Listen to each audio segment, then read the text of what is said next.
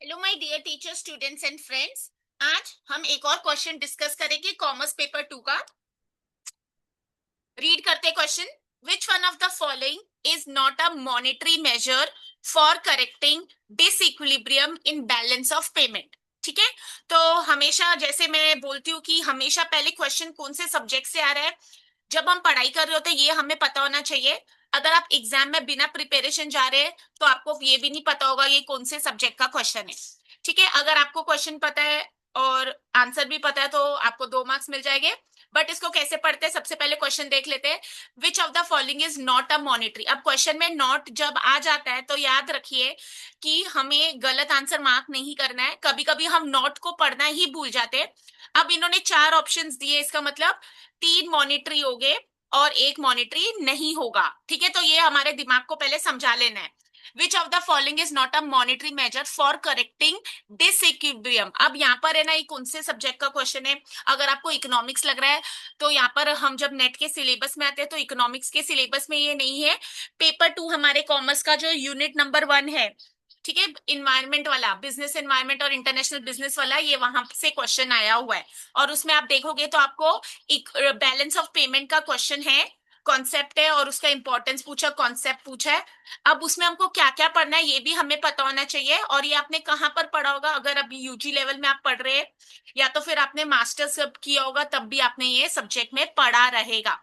ठीक है, तो बोल रहे कौन सा not a monetary measure for correcting disequilibrium in balance of payment. तो सबसे पहले बैलेंस ऑफ पेमेंट का मतलब पता होना चाहिए, डिसइक्विलिब्रियम का मतलब पता होना चाहिए, डिसइक्विलिब्रियम का ऑपोजिट क्या है वो भी पता होना चाहिए। ठीक है, अब देखते हैं, ऑप्शंस देख लेते हैं। Monetary contraction, second devaluation, third exchange control और fourth is abolition of export duties. अब ठीक है, मैं बोल रही हूँ कॉमन सेंस लगाने को। ये इसी अटेम्प्ट का रीसेंट अटेम्प्ट, मतलब ये जो दिसंबर 24 की साइकिल जनवरी 25 में हुई थी वही क्वेश्चन पूछा गया है। और मुझे अच्छा नहीं लगता है कि जब ऐसे क्वेश्चन जहां पर हम अपने कॉमन सेंस लगा सकते हैं वहां पर हम गलत मार्क करके आते हैं, तो इसका मतलब हमारा मेथड ही, अप्रोच ही गलत है। इसलिए मैं हमेशा बोलती हूँ राइट सोर्सेज और राइट रिसोर्सेज के साथ जुड़े रहना बहुत इंपॉर्टेंट है। तो क्वेश्चन दे, मैंने समझा दिया। अभी देखो, मॉनिटरी कॉन्ट्रेक्शन में तो मॉनिटरी आ ही गया तो one can not be the answer. Devaluation का मतलब अगर आपको पता होगा तो it can not be the answer. Exchange control भी मॉनिटरी होगा तो इसके नॉट बी द आंसर। तो definitely the answer has to be option number 4, abolition of export duties. देखिए, जब एक्सपोर्ट ड्यूटीज एबोल्यूशन का मतलब क्या होता है, किसी चीज को खत्म कर देना ऑफिशियली। अगर एक्सपोर्ट ड्यूटी से टैक्सेस हटा दिया गया है तो उससे क्या मॉनिटरी मेजर है क्या वो। इससे तो इनफैक्ट क्या होगा, एक्सपोर्ट ड्यूटी से टैक्स तो हमारे गुड्स चीपर बन जाएंगे, हम एक्सपोर्ट ज्यादा कर पाएंगे। It will boost the international trade. ठीक है, ये हमारी कॉमन सेंस है। अगर हम इस लेवल तक आ चुके कि हम एक टीचर बनना चाहते, प्रोफेसर बनना चाहते, तो इतना तो समझ आना चाहिए था। So the correct answer for this question is option number 4, abolition of export duties.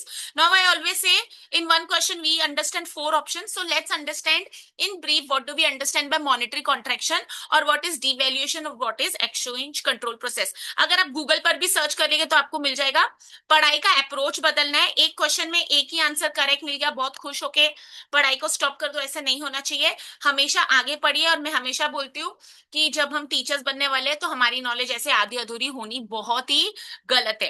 तो what is monetary contraction, it is known as tight monetary policy और contractionary monetary policy. Now when I am reading about tight monetary policy, इसका मतलब इसके दूसरा भी एक concept है जो इसके कॉन्ट्राडिक्टरी है। ठीक है, तो refers to action taken by a country central bank, our central bank is RBI, to reduce the money supply and increase the interest rate. The primary goal is to curb inflation.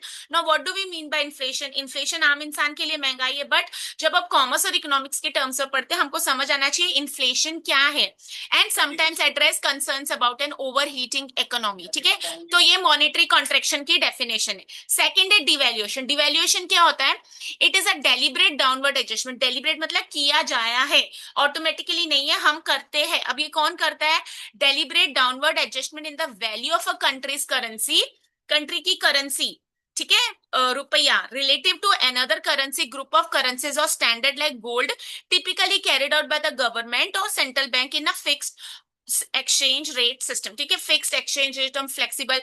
अब devaluation अगर deliberate है तो आपको पता है क्या depreciation क्या है। तो देखिए, जब एक आंसर पढ़ो उसके साथ जितनी भी रेलेवेंट कॉन्सेप्ट है वो खत्म कर लीजिए। तो अगर आज आप मेरे चैनल के साथ जुड़ रहे फर्स्ट टाइम, मैं हमेशा बोलती हूँ अगर आज आपको समझ आ गई कौन सी यूनिट का क्वेश्चन है कौन से टॉपिक का उसमें से क्वेश्चन है, कौन सा सब टॉपिक है, आज वो कॉन्सेप्ट ले लीजिए और उसको आज फिनिश कर दीजिए, इन द सेंस पूरा कंप्लीट। और जैसे आपको लगता है you have read the complete notes related to a particular topic, ensure that you solve questions immediately, because what happens, we understand everything, we read everything and we feel, we assume that we know everything, but when we are solving the questions or when we try to understand the level of the questions, फिर हमें कुछ भी answer नहीं आता है। Okay, exchange control क्या होता है? Refers to the government impose restrictions, government ने रिस्ट्रिक्शंस इम्पोज कर दी ऑन द बाइंग, सेलिंग और exchange of foreign currencies.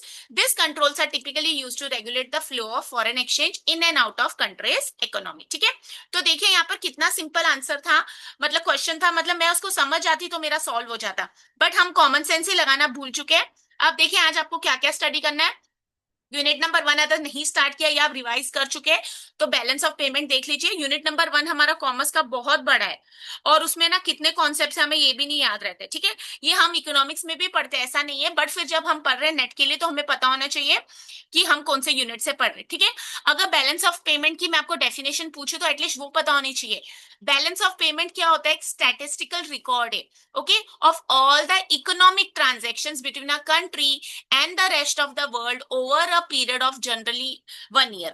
Okay, so I'll repeat, balance of payments is a statistical record of all the economic का मतलब क्या होना चाहिए ये भी पता, economic transactions between a country and rest of the world over a specific period। ठीक है, अब इसमें बहुत सारे आपको कंपोनेंट्स मिल जाएंगे बैलेंस ऑफ पेमेंट्स के, जैसे current account, capital account, financial account, what is surplus, what is deficit, कैसे हम इक्विलिब्रियम ठीक कर सकते हैं, कैसे हम उसको करेक्ट कर सकते हैं, या फिर बहुत सारे इसके रिलेटेड कॉन्सेप्ट्स है। तो आपको सिलेबस समझना, मैं हमेशा बोलती हूँ पेपर 2 के लिए कोई भी एक बुक जस्टिस नहीं कर पाती क्योंकि उसमें 7 साल का सिलेबस फिट करना बहुत डिफिकल्ट है, but at least when you buy a good book you know which topics can be covered. ठीक है, अब आपको पता लगा ये कहाँ से पढ़ना है तो आप वो बुक्स ले लीजिए, भले आप टेक्स्ट बुक ले रहे हो, रेफरेंस बुक, और ये कॉन्सेप्ट को खत्म कर दीजिए। ठीक है, तो अब तक मेरे चैनल से नहीं जुड़े तो हमेशा नोट डाउन कर लीजिए कि हम ये कॉन्सेप्ट पढ़ रहे हैं, एक बुक लेके बैठिए, मेरी वीडियो को पॉज कीजिए और स्टडी कीजिए।